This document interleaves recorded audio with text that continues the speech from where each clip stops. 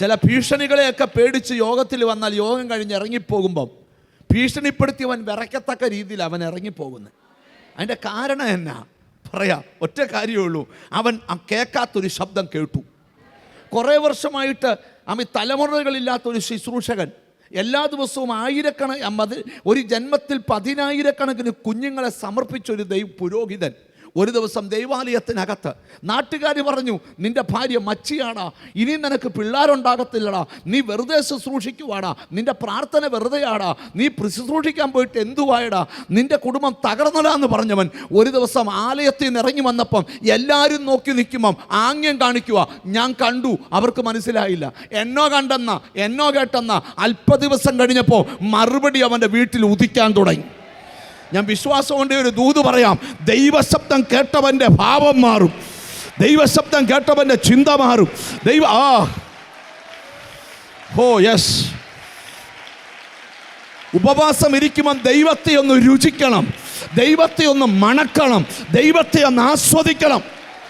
നമ്മളൊക്കെ ജ്യൂസ് കുടിക്കുന്നവരാ, apple juice, orange juice, Sharjah shake, pizza shake, ഇതൊക്കെ കുടിക്കുന്നവരാ. അത് നമ്മൾ ആസ്വദിച്ചാ കുടിക്കുന്നത്. ഇങ്ങനെ കുടിച്ചിട്ട് ഇങ്ങനെയൊക്കെ വെക്കത്തില്ലേ, ഇങ്ങോട്ട് സഹകരിക്കുക അല്ലേ? ഇതുപോലെ ഒരിക്കലെങ്കിലും ദൈവസന്നിധി ഇരിക്കുമ്പം നിങ്ങൾക്ക് വേറൊരു ആസ്വാദനം ഉണ്ടായിട്ടുണ്ടോ? നിങ്ങൾക്ക് പരിശുദ്ധാത്മാവിനെ ദൈവത്തിൻ്റെ ആത്മാവിൻ്റെ ശക്തിയെ ആസ്വദിക്കാൻ പറ്റുന്നുണ്ടോ? അപ്പം എബ്രായ ലേഖനത്തിൽ പറയുന്നുണ്ട്, ദൈവത്തിന് സ്തോത്രം, അവൻ്റെ നല്ല വചനം ആസ്വദിക്കണം.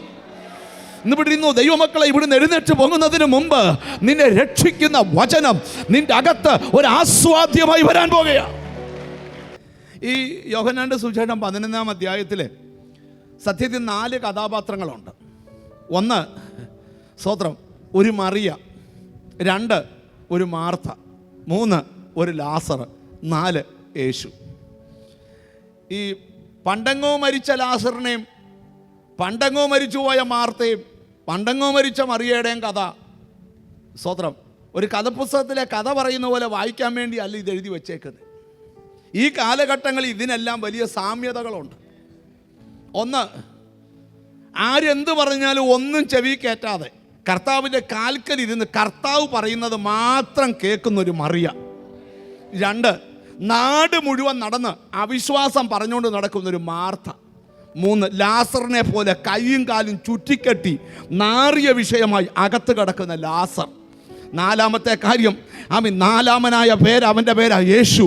അവൻ പറയുക, വിശ്വസിച്ചാൽ ഈ വിഷയത്തിൽ മഹത്വം കാണാം.